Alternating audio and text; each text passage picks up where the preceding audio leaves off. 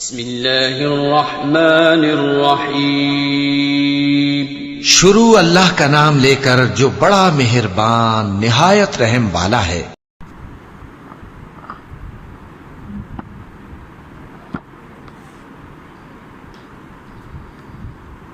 کراتے بیٹھے تو پھر شروع کریں، پھر ہے جلدی تو پھر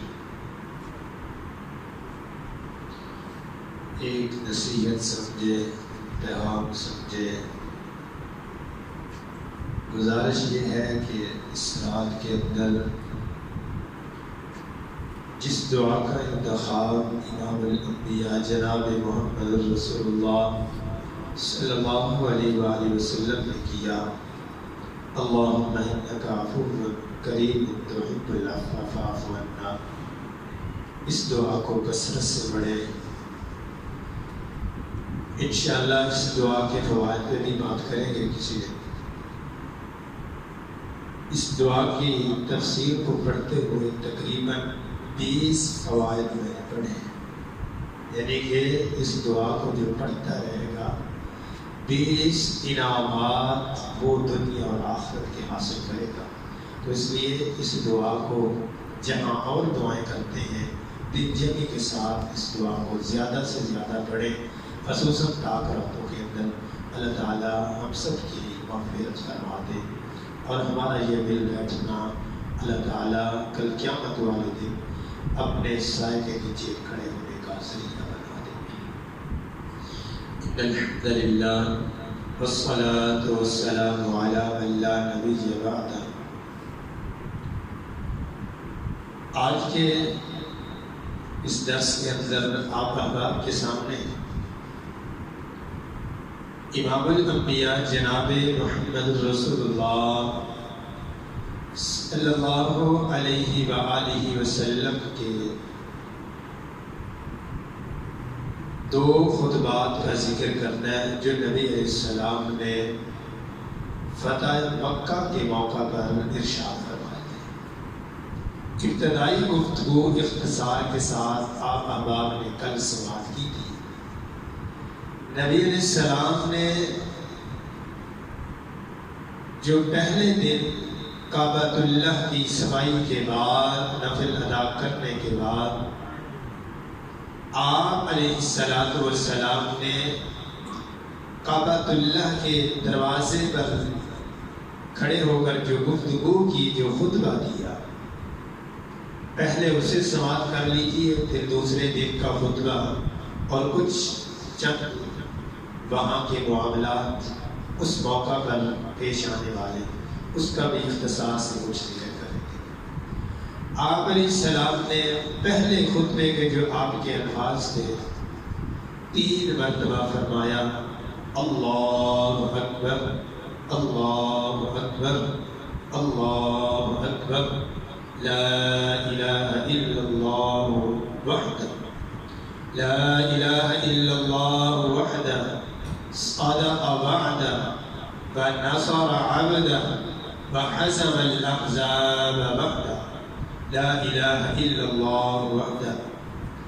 اللہ تعالیٰ مجھے اور آپ کو موقع دے، جب عمرہ کرنے جاتے ہیں تو تب ان الفاظ کو صفا پہاڑی کے اوپر کھڑے ہو کے کعبۃ اللہ کی طرف رخ کر کے پڑھا جاتا ہے، اور وہ منظر نرالا ہوتا ہے، سامنے کعبۃ اللہ نظر آ رہا ہوتا ہے۔ صفا پہاڑی کے اوپر جب انسان کھڑتا ہے تو سامنے کعبۃ اللہ ہوتا ہے، اور نبی علیہ السلام نے صفا پہاڑی کے اوپر کھڑے ہو کر کعبۃ اللہ کی طرف رخ کر کے آپ نے یہ الفاظ پڑھے عمرے کے موقع پر جب عمرہ ادا کر رہے تھے۔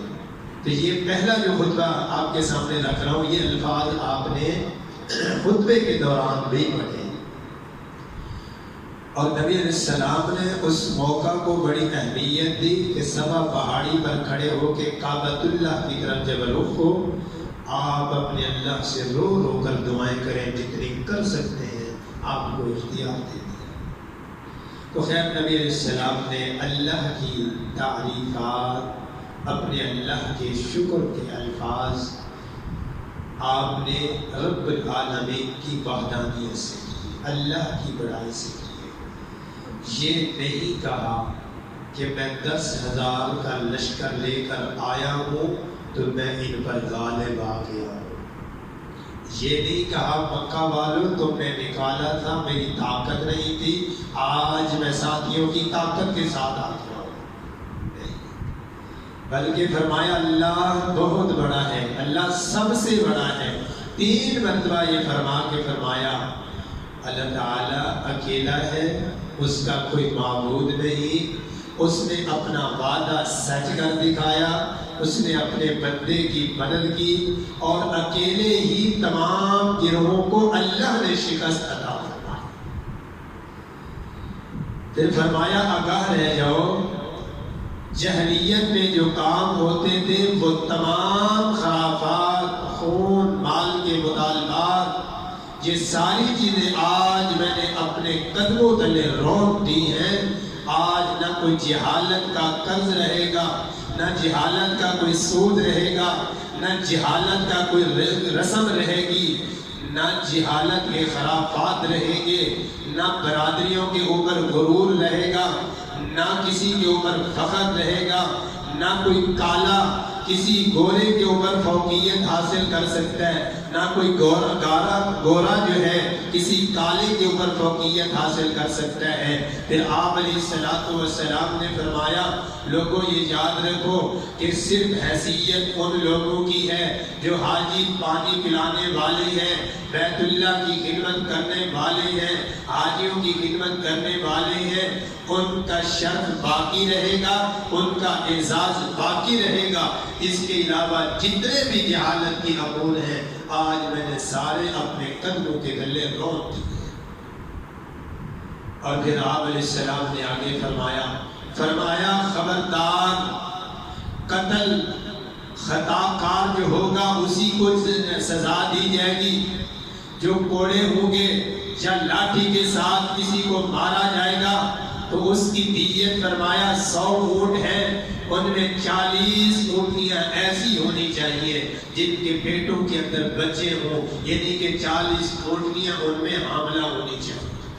یہ نبی علیہ السلام نے وہاں قتل کی دیت مقرر کی۔ فتح مکہ کے موقع پر آپ نے کعبۃ اللہ کی دہلیز پر کھڑے ہو کے یہ گفتگو کی، اور آپ نے پھر اگلی گفتگو کی، قرآن کی آیت پڑھی، فرمایا یا ایھا الناس انا خلقناکم من ذکر و انثی وجعلناکم شعوبا وقبائل لتعارفوا ان اکرمکم عند اللہ اتقاکم۔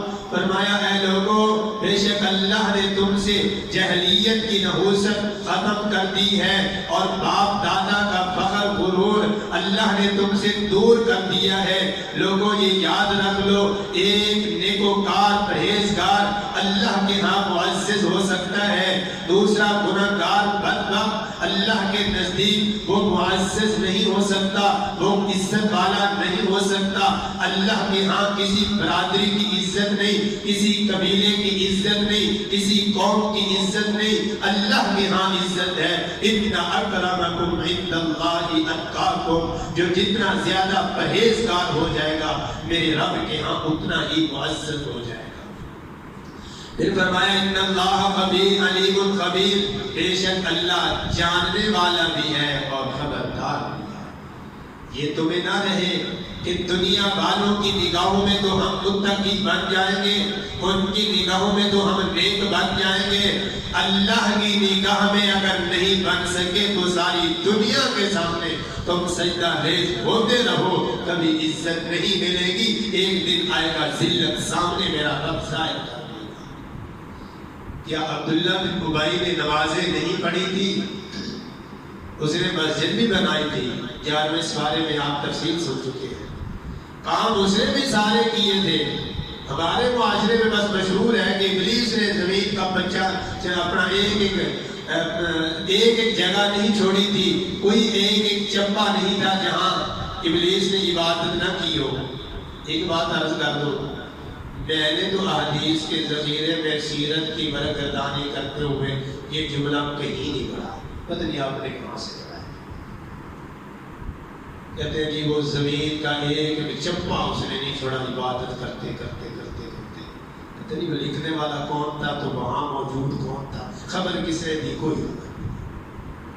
احادیث کے ذخیرے میں تفسیر میں یہ کوئی جملہ نہیں ہے۔ بلکہ ایک بات اور بھی آگے، چل بات آگے تو کہہ دیتا ہوں، اس کو لوگوں نے فرشتہ بنایا ہوا ہے، کہتے ہیں کہ وہ فرشتہ تھا، اللہ نے کہا کہ وہ جن ہے۔ 15ویں پارے کے اندر اس کی تفسیر موجود ہے، وَإِذْ قُلْنَا لِلْمَلَائِكَةِ اسْجُدُوا لِآدَمَ فَسَجَدُوا إِلَّا إِبْلِيسَ كَانَ مِنَ الْجِنِّ فَفَسَقَ عَنْ أَمْرِ رَبِّهِ۔ اللہ کہتے ہیں اس کے نسل جن ہے۔ کتنے ایسے لوگ ہیں جو علم والے ہیں، پڑھانے والے ہیں، لیکن اس بات کا صحیح علم نہیں ہے۔ کتنے بچے ہوتے ہیں جو ذہنی طور پر ڈسٹرب ہو کے آتے ہیں کہ ہمیں ٹیچروں نے یہ بات کہی ہے اور قاری صاحب ہمیں یہ بات بتاتے ہیں۔ اللہ سب کو سمجھتا ہے، یعنی کہ ہم لوگ سنی سنائی باتوں کے پیچھے بھاگتے ہیں، اتنی جرت نہیں کرتے کہ دیکھ تو لے دین شریعت کیا چیز ہے، کس چیز کا نام ہے، اس چیز کی ہمیں کوئی فکر نہیں۔ نبی علیہ السلام اس موقع پر پیغام دے رہے ہیں، فرمایا لوگوں اللہ کے ہاں اعزاز متقی بندے کا ہے، تقوی والے کا ہے۔ پھر فرمایا اللہ جاننے والا بھی ہے، خبردار بھی ہے۔ تم جہاں کہیں بھی ہوگے، تمہاری ہر سوچ فکر، تمہارے کردار کو میرا رب نوٹ کر رہا ہے، اور میرے رب نے تمہیں بدلہ صلہ جزا تمہارے ظاہر پر نہیں دینی، اس نے دیکھنا ہے تمہارے باطن کو، تمہارے باطن کے اندر کیا ہے۔ فرمایا ان اللہ لا ينظر الى صورکم واموالکم ولکن ينظر الى قلوبکم واعمالکم۔ نبی علیہ السلام نے فرمایا لوگوں بے شک اللہ تمہاری صورت کی طرف نہیں دیکھتا، تم کتنے گورے ہو، کتنے خوبصورت ہو، تمہارا رنگ کتنا صاف ہے، تم نے چہرے پہ کتنی محنت کی ہوئی ہے، میرے رب نے اس کو نہیں دیکھنا۔ اور میرے رب نے نہیں دیکھنا تمہارے پاس دولتیں کتنی ہے۔ وَلَٰكِن يَنظُرُ إِلَىٰ قُلُوبِكُمْ وَأَعْمَالِكُمْ۔ فرمایا میرے اللہ نے تمہارے دلوں کو دیکھنا ہے، تمہارے اعمال کو دیکھنا ہے۔ تو میں بتا رہا تھا کہ عبداللہ بن ابی نے کون سی نیکی تھی جو نہیں کی تھی، لیکن وہ نیکیاں اللہ کے لیے نہیں تھی، وہ مفادات کے لیے تھی، وہ اقتدار کے لیے تھی، وہ شہرت کے لیے تھی۔ شہرت کے لیے کیا عمل دنیا میں تو کام آ سکتا ہے، آخرت میں نہیں آئے گا۔ بلکہ رسول اللہ صلی اللہ علیہ وسلم کی حدیث ہے، فرمایا جو دنیا میں شہرت کے لیے سب کچھ کرتا ہے، اللہ نے قیامت کے دن اس کی یہ حیثیت بنا دینی ہے جیسے ایک چھوٹی سی باریک چمٹی دیوار پر ہوتی ہے، اس کی کوئی حیثیت نہیں۔ فرمایا اس بندے کی کوئی حیثیت نہیں۔ اللہ تعالیٰ ہم سب کو ریاکاری سے محفوظ فرمائے۔ اللہ ہماری نیتوں کے اندر اخلاص پیدا فرمائے۔ اخلاص والی چھوٹی سی چھوٹی نیکی بھی قابل قبول ہے، اور ریاکاری والی جان کٹ بھی گئی ہے، ٹکڑے بھی ہو گئی ہے، لیکن ریا نہیں تو اس پر مٹنے کا بھی کوئی فائدہ نہیں ہوگا، بلکہ گھسیٹ کر جہنم کے اندر پھینک دیا جائے۔ اللہ تعالیٰ ایسی رسوائی والے اعمال سے محفوظ فرمائے۔ پھر نبی علیہ السلام نے فرمایا اقول هذا واستغفر الله لي ولكم، بس میں تم سے یہ بات کہتا ہوں اور اللہ سے اپنے لیے اور تمہارے لیے بخشش مانگتا ہوں۔ اپنے لیے بھی بخشش مانگ رہا ہوں اور تمہارے لیے بخشش مانگ رہا ہوں، اور تمہیں بتا رہا ہوں لوگوں کے ساتھ حسن سلوک کرنا، اچھائی والا معاملہ کرنا، اور برائی سے اپنے آپ کو بچا لینا۔ اور پھر نبی علیہ السلام نے فرمایا لوگوں آج سے باپ کے بدلے میں بیٹے کو سزا نہیں دی جائے گی، بیٹے کے بدلے میں باپ کو سزا نہیں دی جائے گی، آزاد کے بدلے میں غلام نہیں قتل کیا جائے گا، ماں کے بدلے میں بیٹی پر ظلم نہیں کیا جائے گا۔ فرمایا میرے رب نے اب قانون دے دیا ہے، جو سزا کرے گا، جو گناہ کرے گا، سزا بھی اسی کو دی جائے گی۔ اور پھر آپ علیہ السلام نے فرمایا لوگوں یہ بات یاد رکھنا، تم سے پہلے تباہی کی جو حالات تھے، تباہی رسوائی آنے کے جو اسباب تھے، ان کے رسوا ہونے کے جو اسباب تھے، ان کو ہلاک کرنے کے جو اسباب تھے، ان کے اندر یہ عمل تھا اگر کوئی امیر گناہ کرتا اس کو معاف کر دیا جاتا، غریب سے غلطی ہوتی سزا دی جاتی، امیر چوری کرتا اس کو چھوڑ دیا جاتا اور غریب کو سزا دی جاتی، امیر کوئی گناہ کرتا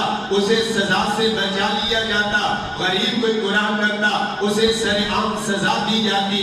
فرمایا یہ سن لو، آج سے اللہ کی زمین پر یہ قانون نافذ ہو گیا ہے، غلطی امیر کرے گا یا غریب کرے گا، قانون اللہ نے سب کے لیے برابر بنا دیا ہے۔ اور فرمایا اللہ کی زمین پر امن چاہیے تو پھر ہر غریب امیر کے لیے برابر قانون ہوگا تو تم ترقی کر جاؤ گے۔ اگر اس قانون کے اندر کوئی ترمیم کی تو ساری زندگی گزر جائے گی، کبھی تم کامیابی نہیں حاصل کر سکتے۔ اور آپ علیہ الصلوۃ والسلام نے ایک اور بات کہی، آج ہم غور کریں۔ فرمایا لوگوں، ایک وقت آئے گا، وقت کے حاکم، حکمران، اقتدار والے اللہ کے دیے ہوئے قانون کو چھوڑیں گے، دنیا ان کا رسوائی مقدر بن جائے گی، کبھی بھی وہ معاملات کے اندر نہ آسانی دیکھ سکیں گے، نہ امن دیکھ سکیں گے، نہ راحت دیکھ سکیں گے، نہ برکت دیکھ سکیں گے، اور ان کی کیفیت یہ ہوگی، فرمایا وہ گونگے اور بہرے ہوں گے۔ اللہ کے پیغمبر صلی اللہ علیہ وسلم نے گونگے اور بہرے جو بیان کیے، ساتھ آپ نے تفصیل بیان کر دی۔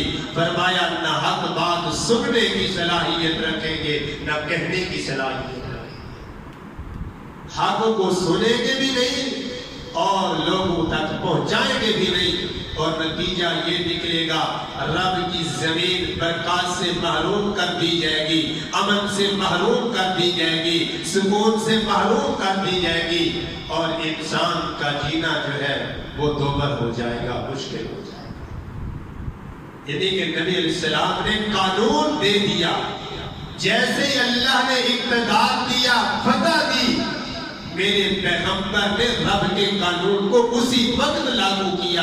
حالانکہ آپ کہہ سکتے تھے اتنے عرصے بعد آئے ہیں، ابھی تو کعبۃ اللہ فتح ہوا ہے، میں نے صرف 2 نفل پڑھے ہیں، نہ ددیال کے پاس گیا ہوں نہ ددیال کے پاس گیا ہوں، یہاں میں نے جو کچھ چھوڑا تھا اس منظر کو نہیں دیکھا، دوستوں کو نہیں ملا، اپنے آبا اجداد کے منظر نہیں دیکھے، میں سارا پہلے منظر دیکھ لوں، بعد کے اندر اعلان کر دوں گا۔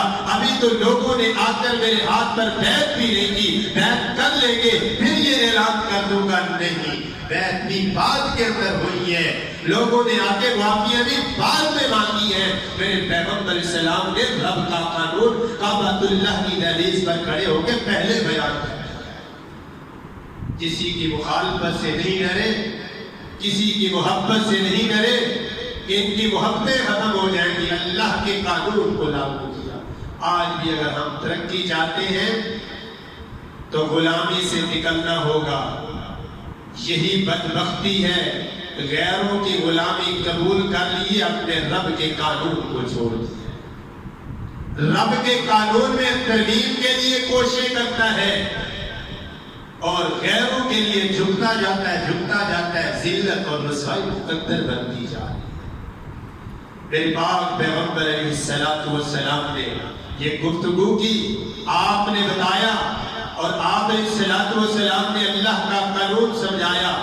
پھر نبی علیہ السلام نے فرمایا لوگوں، آج جو سود تھا، جو لوگوں نے سود دینا تھا، اس کو میں نے اپنے قدموں کے نیچے روک دیا ہے۔ آج سے کوئی سود لینے والا کسی کے پاس نہیں جائے گا کہ میرا سود دینا ہے، کیونکہ فرمایا یہ اللہ کے ساتھ جنگ ہے، جو رب سے جنگ کرتے کبھی بھی وہ کامیاب نہیں ہو سکتا۔ بدقسمتی یہی ہے ہمارے ملک کی، آج تک 70 سال بیت گئے، ہم ترقی کی راہ کو ترس رہے ہیں،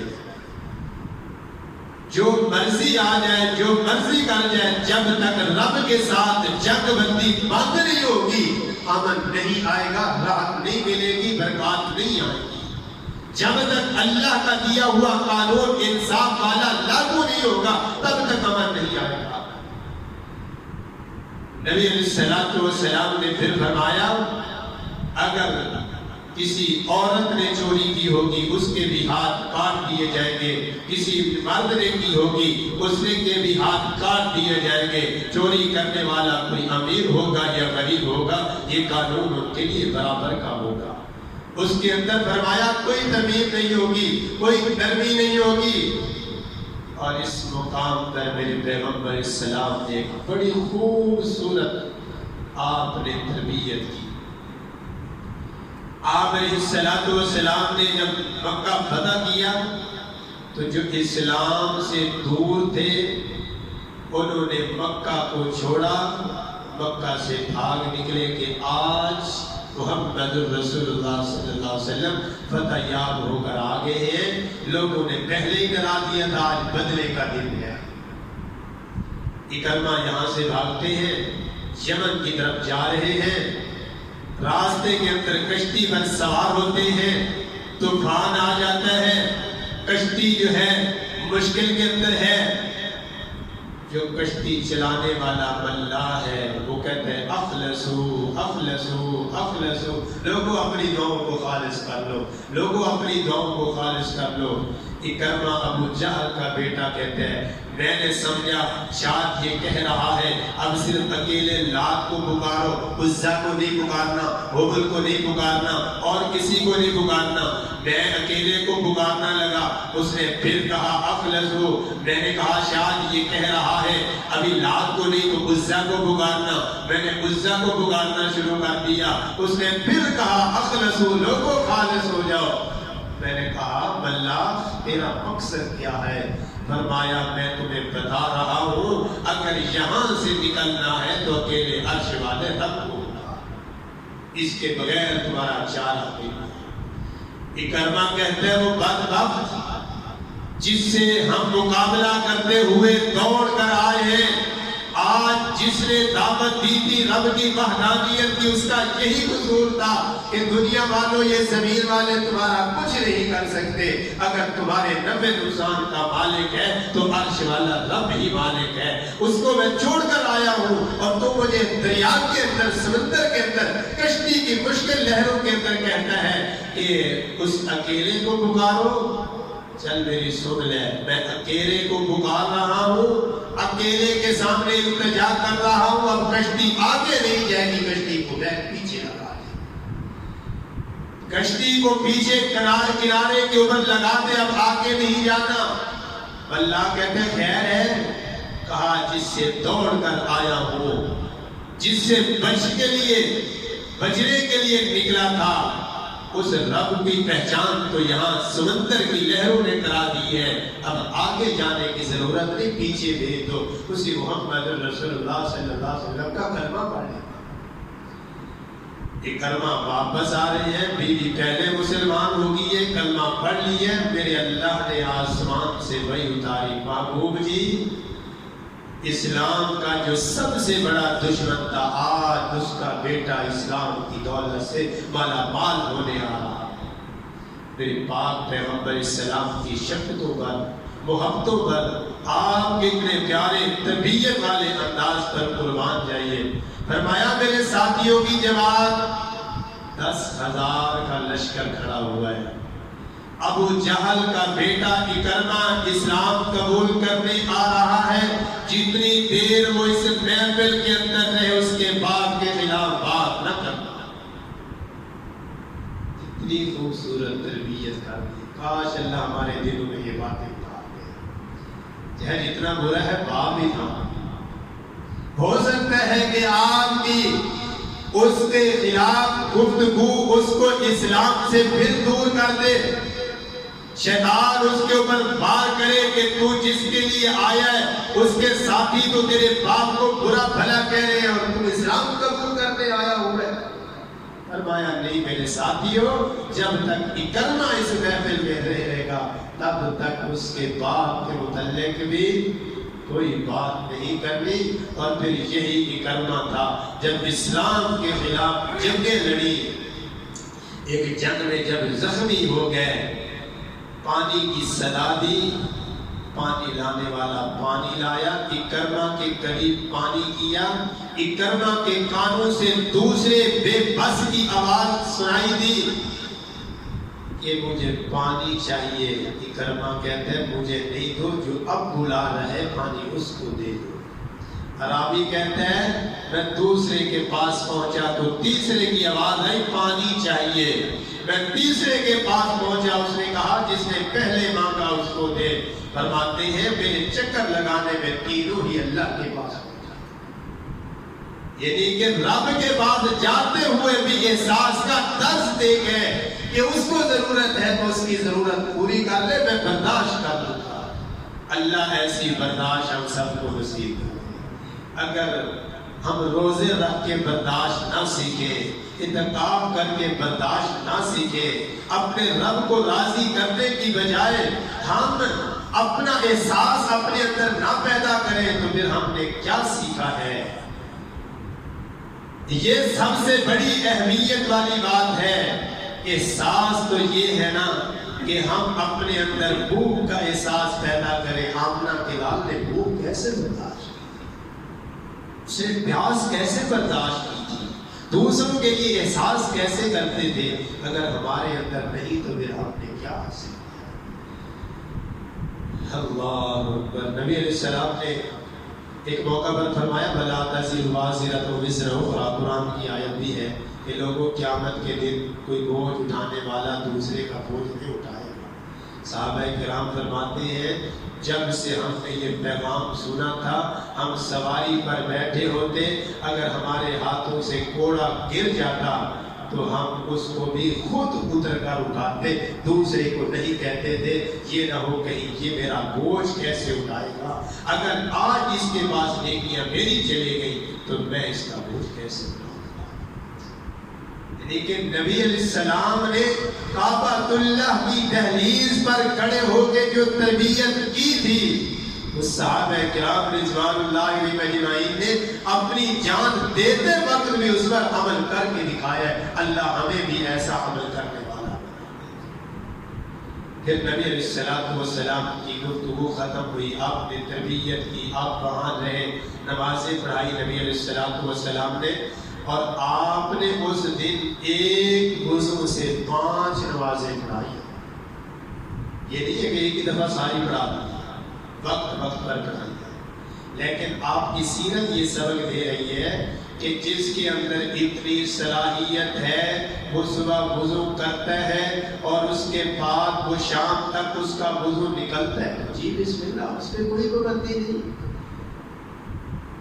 اس پہ اوپر لاگو نہیں ہے۔ ان چیزوں کا رسول اللہ صلی اللہ علیہ وسلم نے وہاں اپنی امت کے سامنے پیغام رکھا تھا، اور اکرمہ نے دعا کی درخواست کی تھی جب مسلمان ہوا تو نبی علیہ السلام نے فرمایا تھا اللہم اغفر لہ کل عداوت آدانیہا، اے اللہ اکرمہ نے میرے ساتھ جو دشمنی کی ہے یا تیرے دین اسلام کو بجانے کی کوشش کی ہے، میرے اللہ یا میری غیر موجودگی میں کوئی میرے خلاف اس نے ہرزہ سرائی کی ہے، کوئی گستاخی کا جملہ کہا ہے، فاغفر لہ، اللہ اس کو معاف فرما۔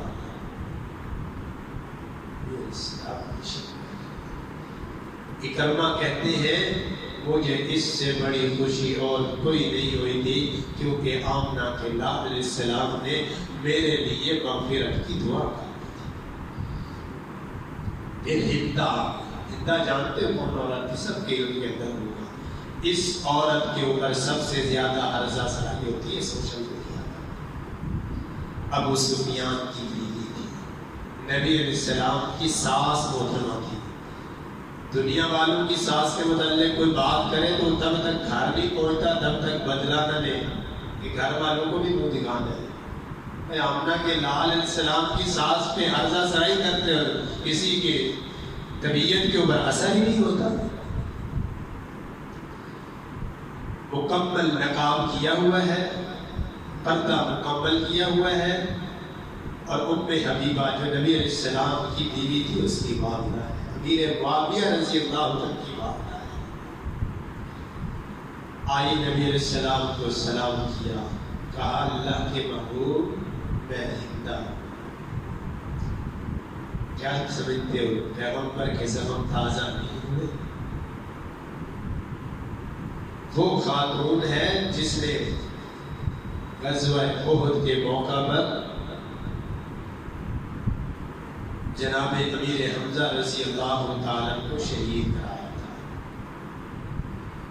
یہ امیر حمزہ کو شہید کرانے والی آج پیغمبر کے سامنے عاجزی نہیں کرنا، بے بس ہو کر آئی، کہا اللہ کے پیغمبر آپ سے معافی کی امید لے کر آئی، مجھے امید ہے آپ معاف کریں گے، مجھے ایسے نہیں اللہ کی پکڑ میں نہیں چھوڑیں گے۔ اللہ کے پیغمبر میں بڑی بھولی، میرے سے بہت خطائیں ہوئی، آج اللہ نے مجھے اسلام کی دولت دی۔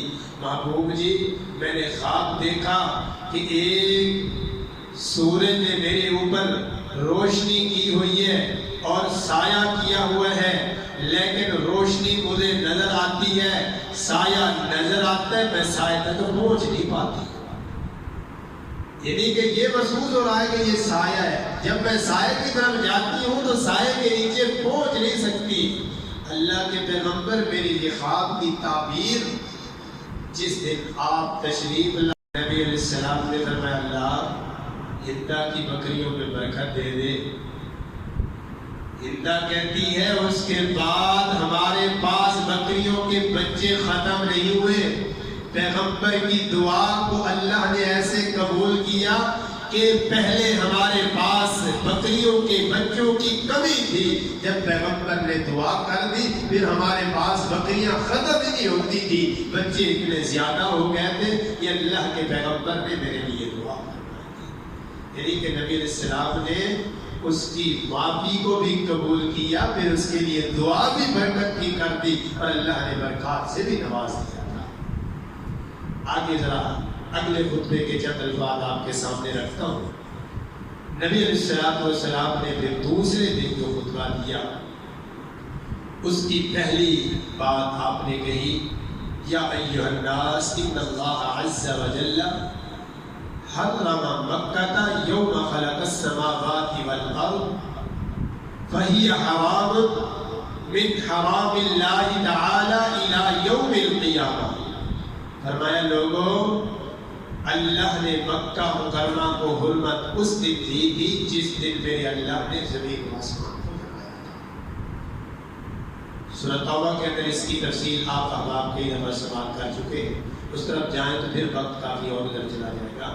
تو اللہ نے مکے کو حرمت تب سے دی تھی جب سے اللہ نے زمین و آسمان بنایا، پھر اللہ نے 12 مہینے بھی تب بنائے تھے جب سے زمین و آسمان بنا، اور ان 12 مہینوں میں حرمت والے 4 مہینے بھی میرے رب نے تب سے رکھے تھے حرمت والے جب سے زمین و آسمان کو بنایا۔ نبی علیہ السلام نے فرمایا مکہ کی سرزمین حرمت والی ہے اور یہ قیامت کے دن تک حرمت والی ہے۔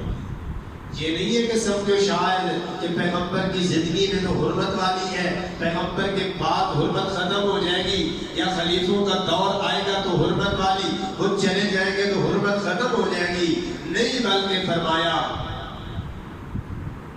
وہ الی یوم القیامہ قیامت تک حرمت والی ہے۔ اور پھر آپ علیہ السلام نے فرمایا اللہ اور آخرت کے دن پر ایمان رکھنے والے کسی شخص کے لیے جائز نہیں ہے کہ وہ رب کی اس زمین کے اوپر آ کر خون ریزی کرے یا یہاں سے کوئی درخت کاٹے، اس کے لیے یہ حلال نہیں ہے۔ نہ فرمایا میرے بعد کسی کے لیے حلال ہوگا، یعنی کہ صرف اس وقت کے لیے نہیں کہا، پیغمبر نے اپنی وفات کے بعد کے لیے بھی کہہ دیا، فرمایا میرے بعد بھی کسی کے لیے حلال نہیں ہوگا، اور فرمایا میرے لیے بھی صرف اس تھوڑے سے وقت کے لیے حلال ہوا تھا جس کی وجہ سے یہاں کے رہنے والوں پر اللہ کا غضب تھا، آگاہ ہو جاؤ پھر اس کی حرمت لوٹ کر اسی طرح آ گئی ہے جس طرح پہلے حرمت تھی۔ اور پیغمبر کے لیے بھی وہ اللہ نے قانون اصول دیا تھا کہ اس جگہ پہ رہتے ہوئے اگر وہ پہل کر جاتے ہیں ظلم کرنے میں، مسلمانوں کو کھود کے اندر نہلانے میں، تو پھر مسلمانوں کو بزدل نہیں ہونا چاہیے، اس سوچ میں نہیں بیٹھا رہنا چاہیے کہ یہاں حرمت والی جگہ ہے، یہ اپنے آپ کو کٹواتے رہیں اور وہ منمانی کرتے رہیں۔ یہ نہیں ہوگا۔ اگر وہ پہل کر جائیں گے تو معافی نہیں دینی، تاکہ ان کو بھی پتہ چل جائے کہ اگر ہم نے خلاف ورزی کی تو اللہ نے پھر ہمارے لیے معافی دی۔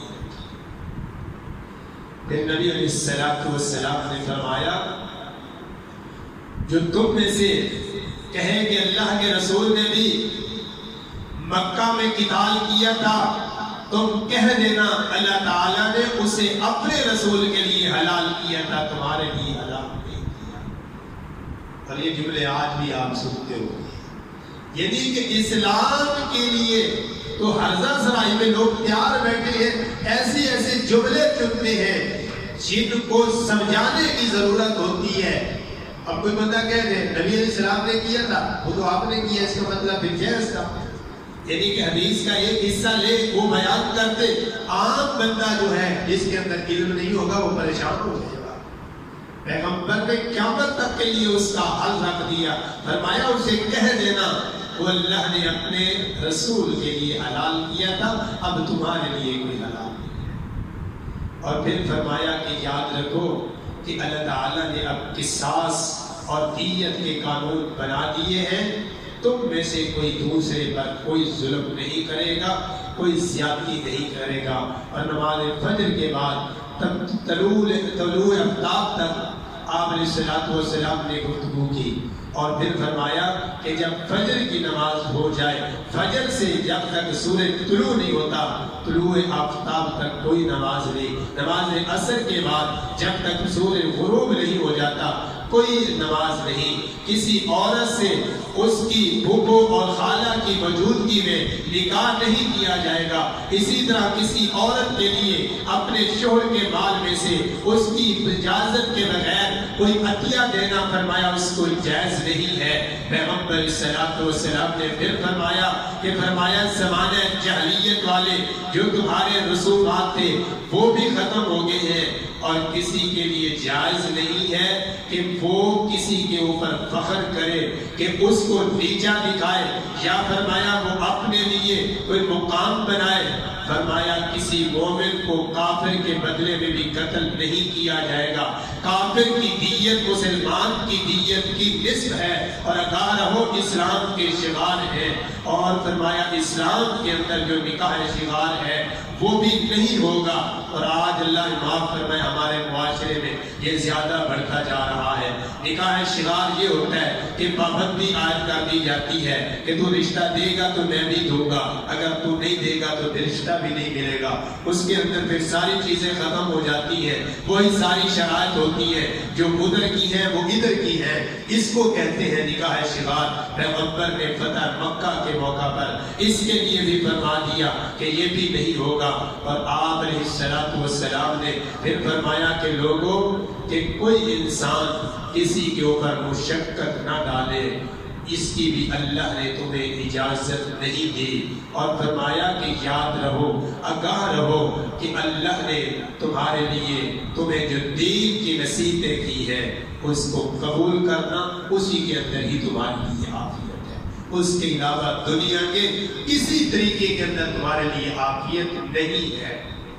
نبی علیہ السلام نے جب یہ خطبہ دیا تو آپ کے سامنے ابو شاہ، نبی علیہ السلام کے سامنے اس ایک شخص کا نام تھا ابو شاہ، وہ کہنے لگا اللہ کے رسول صلی اللہ علیہ وسلم آپ نے یہ جو گفتگو کی ہے یہ گفتگو مجھے لکھ کر دے دے تاکہ میرے پاس محفوظ رہ جائے کہ پیغمبر کا یہ خطبہ تھا دوسرے، اور آپ نے پھر حکم دیا تھا کہ اس کو لکھ کر دے دی جائے۔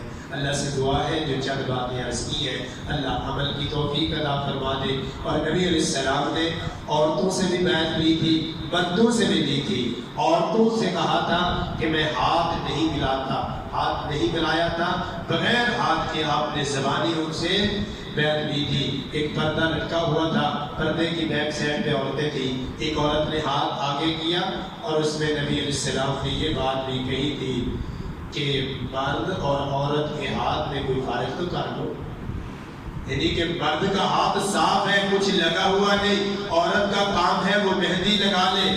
آج بدقسمتی ہے کوئی فنکشن آ جائے تو دنیا جہان کا کام ہو جائے گا۔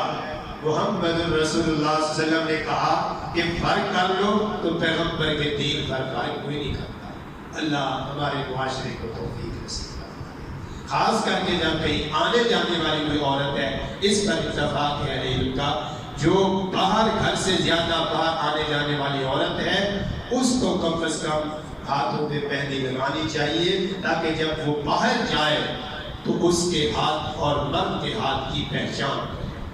اللہ پہچان کی توفیق نصیب فرمائے، اللہ تعالیٰ ہم سب کی مغفرت فرمائے، اور اللہ سے جو کچھ مانگا ہے اللہ اس کو قبول فرمائے، جو نہیں مانگ سکے اللہ بن مانگی عطا فرمائے۔